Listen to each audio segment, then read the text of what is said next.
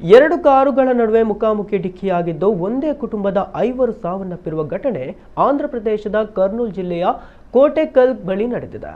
ರಾಷ್ಟ್ರೀಯ ಹೆದ್ದಾರಿ 164ರಲ್ಲಿ ಬೆಳಗಿನ ಜಾವ 5 ಗಂಟೆ ಸುಮಾರಿಗೆ ಅಪಘಾತ ಸಂಭವಿಸಿದ್ದು, ಕೋಲಾರ ಮೂಲದ ಇಬ್ಬರು ಪುಟ್ಟ ಮಕ್ಕಳು ಸೇರಿ ಒಂದೇ ಕುಟುಂಬದ 5 ಸ್ಥಳದಲ್ಲೇ ಸಾವನ್ನಪ್ಪಿದ್ದಾರೆ.